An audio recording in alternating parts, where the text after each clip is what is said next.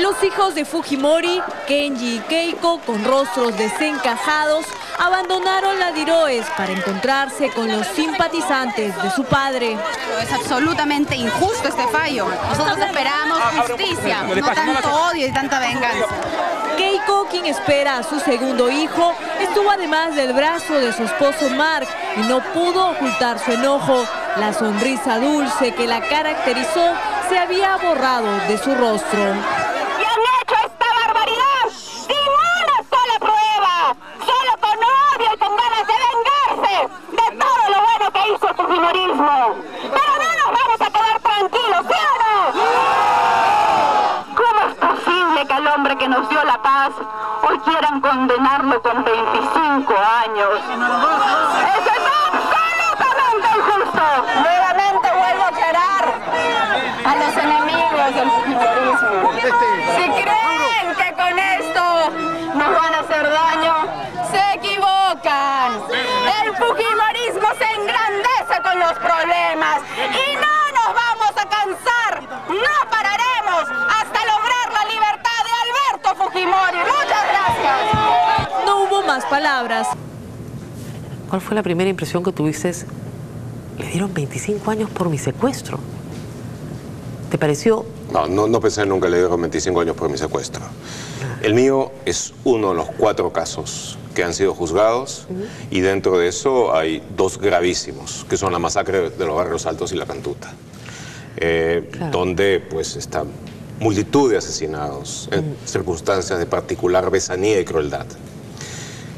Lo mío fue un caso que ha tenido todos los agravantes y que se ha tipificado totalmente como un secuestro, pese a los intentos vehementes del abogado Nakazaki de presentarlo como una detención. Secuestro con el agravante de crueldad, han dicho los jueces.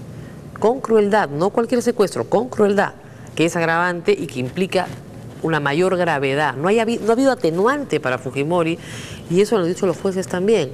No hemos podido encontrar un solo atenuante a su conducta.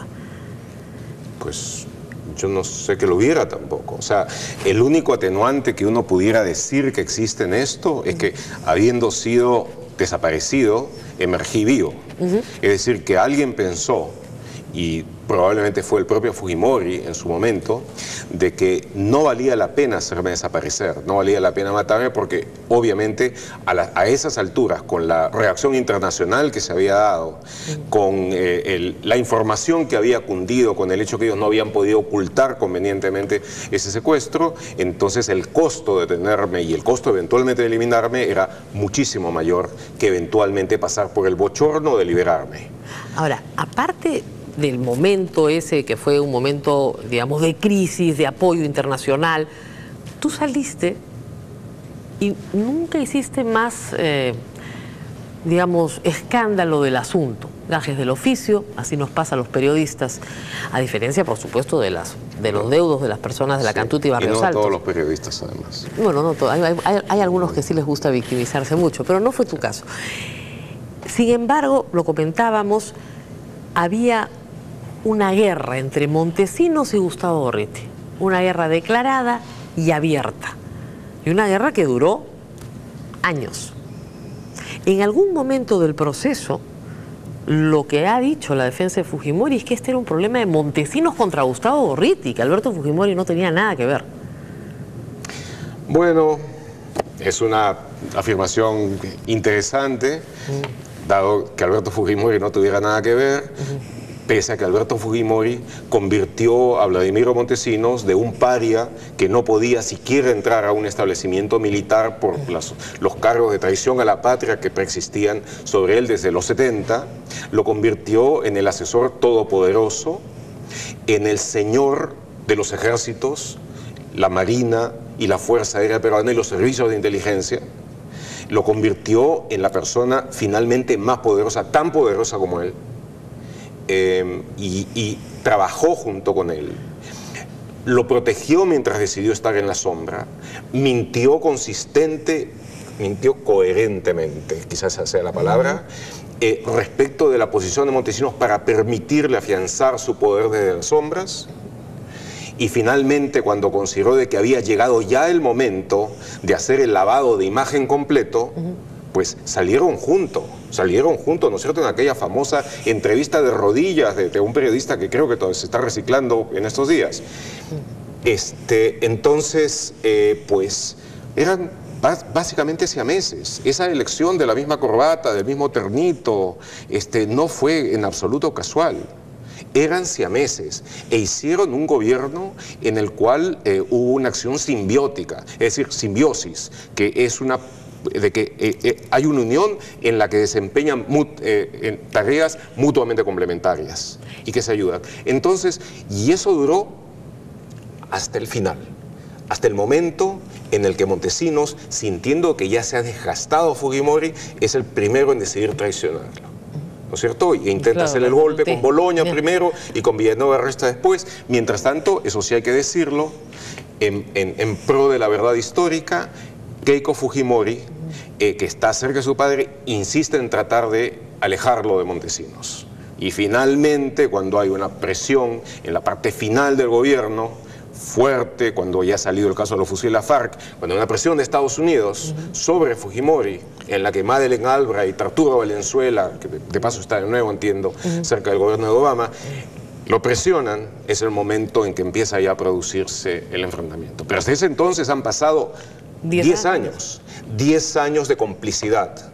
10 años en los que Montesinos roba, por lo menos eso es lo que tenemos claramente documentado, ¿verdad? Claro. Roba a escala industrial, ¿no? Con la confianza, el aplauso y el apoyo, no se ha probado la complicidad, aunque es de suponer, de Fujimori mientras tanto. El comando Pollada, como tú lo llamaste la noche que te detuvieron, actúa aproximadamente 12 meses a 15 meses, no actúa más. Es un comando de aniquilamiento de corta duración. ¿Por qué se desactiva? Es una de las cosas que uno, digamos, cuando uno ha estado estudiando este caso, siempre tenía la sensación de que el comando Colina había durado muchísimo más tiempo. Y sin embargo, su primer acto es Barrios Altos y el último acto es Cantuta y unos cuantos actos más de encubrimiento de sus propios actos anteriores. ¿Por qué crees que tuvieron que desactivarlo? El comando Pollada, que va a ser Colina eventualmente, tiene esta duración, aunque hay que saber de que sus integrantes eran todos veteranos. Claro, todos veteranos de asesinatos, de ese tipo de operaciones de mucho tiempo antes. Y sencillamente los reúnen, ¿no es cierto?, este grupo, digamos, de virtuosos. Entonces, lo que sucede es de que su constitución obedece exactamente al momento en el que Montesinos cambia totalmente el orden, el orden de importancia en la organización del sistema de seguridad, donde el SIN, que antes era una institución de segunda, de tercera, pasa a colocarse en la cúspide de la pirámide de seguridad. Y entonces, en ese momento, Montesinos busca, como lo había hecho antes en su época como narcoabogado, como estratega de tener su músculo propio. Y es ahí cuando del CIE y a través de la DINTE saca y pone a disposición del SIN, es decir, de él y de Fujimori, a este grupo de operaciones especiales. Que es su gente. Que es su gente para actuar esencialmente, supuestamente contra Sendero, pero no solamente contra Sendero. Su capacidad de intimidación está generalizada. Y es una de las cosas que le interesa a Montesinos en ese momento, cuando está poniendo al SIN por encima de todo, es tener una capacidad de intimidación, es poderse imponer sobre los otros militares, como en efecto lo llega a hacer. Entonces, durante ese tiempo, primero, intentan demostrar que ellos son tan o más capaces que el GEIN.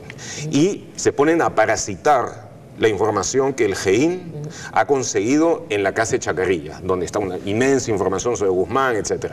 Y cada uno está analizándolo, lado a lado, ¿no es cierto? Bueno, el GEIN sigue esa racha de victorias que eventualmente culmina con la captura de Miguel Guzmán y el triunfo en la guerra, que no se debe nada a la llamada estrategia Fujimori y menos aún a la que pone al SIN y todo eso. Es algo que lo antecede en buen tiempo. Y del otro lado, el Grupo Colina se pone a asesinar, a hacer este tipo de operaciones que supuestamente manda mensajes simbólicos al liderazgo senderista: tú me matas, yo te mato, y seguimos matando. Y luego entra dentro de toda esta cosa que por momentos roza el sicariato, ¿no? Y pues sencillamente emporca al gobierno. lo emporca por completo y llega de nuevo el momento en que su costo es mucho mayor que su beneficio. Y es el momento, sobre todo cuando ya están más o menos estabilizados en el gobierno, en que deciden desactivarlo.